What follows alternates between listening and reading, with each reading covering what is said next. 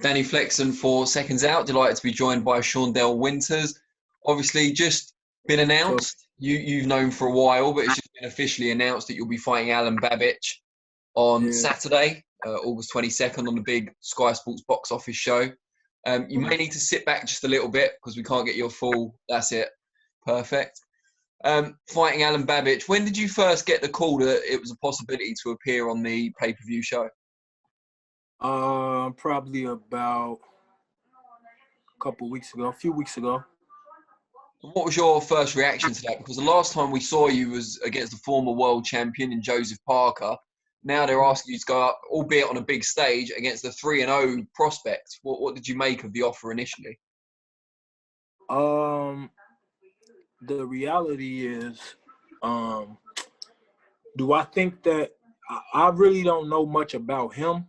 I heard some things about him. You know, he was Dillian Whyte's sparring partner and things like that. And that this is what he wants. He wants to challenge me. So, I accept this challenge. Is this an example of the Parker fight, although it didn't end the way you wanted it to, it's opened some more doors for you? You put in a good showing and people have noticed. Well, I didn't go to Texas to put on a good showing. I went to Texas to win. Unfortunately, I had circumstances in camp that, kind of played a part in that fight. I didn't come out publicly and say those things because I don't want to take nothing away from Joseph Parker. Joseph Parker is a classy guy. And, so I didn't want to diminish, the win for him, but I definitely wasn't at my best, you know what I'm saying? And things are totally different now. So, I'm looking forward to Saturday night. Can you just sit back for us a little bit? Is that all right? Thank you. Um, Tell us a little bit about your backstory, because I know you're a former National Golden Gloves finalist. You came into the Yeah, professional side of the sport quite late on, or quite an advanced age. Did you get into boxing as a whole quite late on? I did. I started fighting when I was like 28, and the training was so hard in Chicago. I had really stopped coming to the gym, and then I'm not a quitter, so probably about maybe a month after that, I went back to the gym, and the rest was history. I've been fighting now professionally for about 4 years, 5 years. I want to say I started in 2015, and man, I'm just excited, man. I've been waiting to fight. I've been wanting to fight. Like, I be in the gym all the time. Like, they ain't gonna never catch me slipping, where like, oh, you ain't in the gym and he's not in shape. I'm in the gym all the time.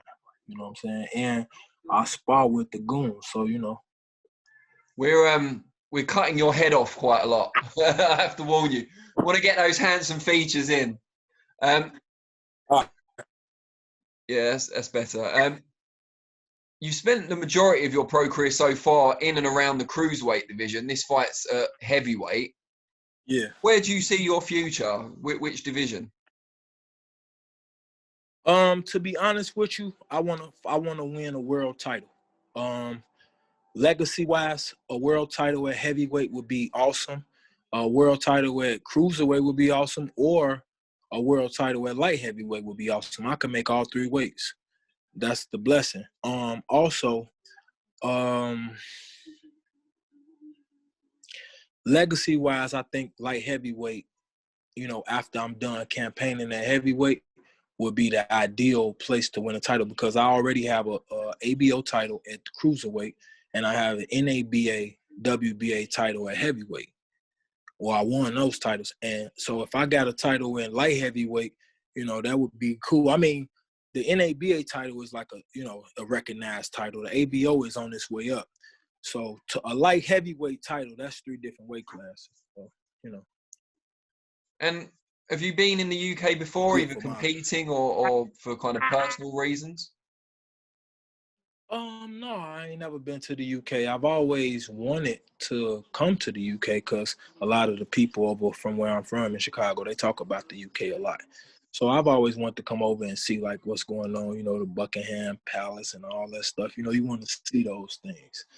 And I've been blessed, man, by the Most High to be able to be in the UK and to fight, you know, in the Eddie Garden and to be around all the great people that's in the UK. It's wonderful, man. And tell us when you arrived and also how you're finding the whole quarantine process, because it must be pretty boring, let's be honest. So you took the words out of my mouth, so I don't have to say that, okay? But definitely like challenging mentally because I'm definitely a person that's always on the go. Like I'm always moving. I got to be doing something. And to be sitting up in the room all day, every day is definitely challenging. I got here a little while ago. Since I've been here, man, everybody's been hospitable. I mean, it's like, you know, they stay, you know, want to serve you, waiting on you. You know, it make you feel good. You know, How are you I kind did. of, Okay. how are you kind of filling your time while you are stuck in a hotel room, if you like, until you're allowed out into the wider world? What are you doing with yourself? Well, this right here is called the perfect push-up. Right. So I be doing hella these and sit-ups and basically talking on the phone. And how much, you said you know a few things about Alen Babic. Have you seen much tape of him? Obviously, there's not loads out there because he's only recently turned pro. The reality is, man, Alen Babic is a hungry fighter. You know what I'm saying? He's a fighter like myself. He's hungry. You know what I'm saying? He don't really got nothing to lose. He got everything to gain. I've been in these situations before. I know how he want to come out. He feel like he got punching power. He feel like he's strong. He feels like he gonna keep coming, and his pressure and his combination and his punching power is gonna be too much for me to withstand. Meaning he gonna be able to mow me down or wear me down or wear me out or whatever. That's not gonna happen. Yeah, I mean, you've scored a number of upsets just in recent years, and for someone who is just 3-0 as a pro, it seems like a big risk for them to take. But that don't mean nothing. Cause I didn't beat a lot like in the gyms in Chicago. You know, I ain't gonna put nobody on blast, but I didn't run across a lot of world champions and you know what I'm saying, in them gyms. And I was still an amateur beating up world champions. So that don't even matter. I ain't looking at that like, oh, he on 3. I ain't looking at none of that. I just don't feel like he can beat me. That's what I'm saying. I don't feel like he could beat me. I don't feel like nobody could beat me. When I lost to Joseph Parker, you know what I'm saying, I wasn't 100%. I ain't making no excuses, you know what I'm saying? I'm going to get a chance to run it back, and hopefully I'll see him again. You Tell know? us a little bit about your training setup. Who's your head trainer? Where do you normally work out of when you're back home? Sam Colonna is my head trainer, but I've been training with Montel Griffin for my last few fights, and he's been my head trainer. But, you know, in Chicago, like where I live, he lives actually in the city. I'm right outside the city limits. Sam Colonna's gym is a little bit closer, so I train at Sam Colonna's gym more than I train at Windy City. You know what I'm saying? Both of the gyms are the top gyms in Chicago, you know what I'm saying? But I train at Sam Colonna's gym more than I train at Windy City, which is Montel Griffin's gym in Chicago on Canalport. And Sam's gym is in between California and Western off of 35th Street. So Sam has been, you know, the guy. My training schedule is pretty much, you know, we sparring. Like I be doing 8-10 rounds like every time, you know what I'm saying? I'm the bag, you know, my workout days usually 2-3 hours gym. You know what I'm saying? Roll work, a lot of push-ups, a lot of sit-ups. You know what I'm saying? Like, and I think he's gonna realize, you know what I'm saying, that, you know what I'm saying, I'm a little stronger than what he think. Like he been sparring with Dillian Whyte, so he might feel like, oh well, if I spar with Dillian Whyte, who's this guy? He's, you know, skinny. Dillian Whyte's a huge guy and all that. But to be honest, Dillian Whyte don't want no smoke. So I don't give a fuck about what he talking about, you know what I'm saying, about, oh, you know what I'm saying, Dillian Whyte don't want no smoke. You know what I'm saying? So the reality is, you know what I'm saying, we going to see Saturday night. That's the truth. Who's going to be the main man in your corner on Saturday? Montel Ice Griffin. That's my dog, you know what I'm saying, for sure. And he's obviously a very well-known name for anyone that follows boxing. Had that two famous fights, of course, with Roy Jones Jr., but also just a great fighter, light heavyweight in a really good era. What has he taught you since you guys have been working together? What are the main things you take from him? Me and Montel got together at Sam's gym. We were sparring. He was getting ready for a comeback fight. This was like in 2015. And we was sparring because he was trying to get in shape. And I had seen him before, like on TV and stuff, so I wasn't starstruck, but I was like, wow, this is Montel Griffin, you know? So then I was just like, man, you know, we just was sparring, and I was like talking trash to him because, you know, I knew he was good. You know what I'm saying? This is Montel Griffin. And I'm just coming up, but at the same time, I want my respect, you know? So I'm wilding in the gym with him. And he was, when we got out, he was like, man, I like him. He was like, oh, I like him. He a dog. So, you know, we got cool like that. And then every time I would come to the gym, he would always give me pointers. He'd be like, hey, man, do this, you know, turn it. So it was like, you know what I'm saying? Like, that's my brother, you know what I'm saying? And you mentioned earlier Dillian Whyte not wanting any smoke. First of all, what did you mean by that? And also, if you defeat Babbitt on Saturday, do you see that as a pathway towards taking on his manager or advisor? To be honest, no, man. Because to be honest, like, that fight doesn't attract me. I want to fight, so I'll fight anybody. If I'm looking for something, it's probably a fight. You know what I'm saying? Like, I just like to fight. I just really realized that I like to fight. So anything that, you know, and, you know, guys start like, oh, well, they're going to do this and they're going to do that. You ain't going to do nothing. You know what I'm saying? Period. You know what I'm saying? You ain't going to do nothing. And, you know what I'm saying? The way I feel like, shit, I'm going to see him before we actually fight. Like, you know what I'm saying? I'm from Chicago, you know? And it's a lot going on. Like, stop playing. So it'll be you and Montel against Dillian and Alen, perhaps? Well, I don't necessarily – I mean, I'll fight anybody. King Kong, Godzilla, it really don't matter. But I'm saying that to say this. I want to fight for a world title. You know what I'm saying? I want to fight the best out there, and I want to fight for a world title. When this is all over, my name going to be written in the four corners of this world. That's great to hear. What if people are out there who haven't seen you fight before, either against Parker or previous to that, especially fans in the UK who are tuning in on Sky Sports Box Office pay-per-view show over here? What can you tell them to encourage them to watch your fight specifically? Well, what I can say is this, man. You getting a guy in myself who I come to fight. I'm from that old school cloth. You know what I'm saying? I ain't coming to lay down. I'm not here for a check.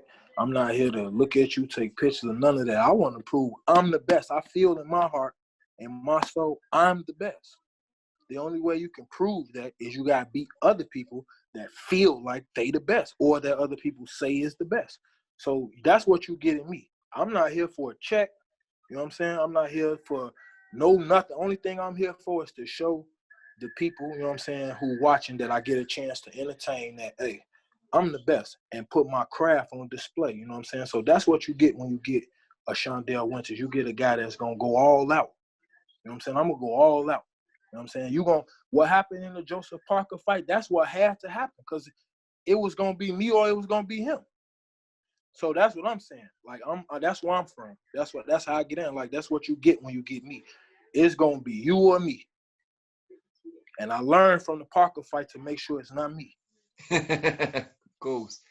Well, we wish you the best of luck on Saturday night, and then hopefully you get to the chance to go and see Buckingham Palace and some of the other places you mentioned. Yes, sir. Yes, sir. Yes, sir. Or make up for that quarantine. Man, to be honest, my dream fight, you know what I'm saying? To be honest with you, I really, you know, I wouldn't mind fighting any one of these heavyweights, and I just really want to say to the UK people, you know what I'm saying, for y'all hospitality, man, it's been wonderful. Like, everybody over here has been, like, super, super nice.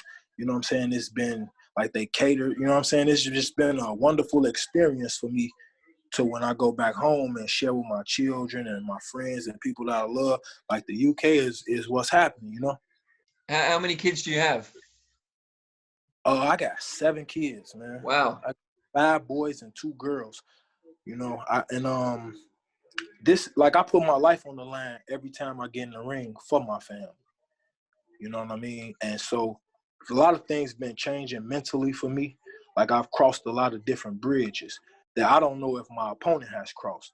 You know what I'm saying? And I'm really not worried about that, but, you know, that's on him because he challenged me. So by that time, you know, whatever happened to him,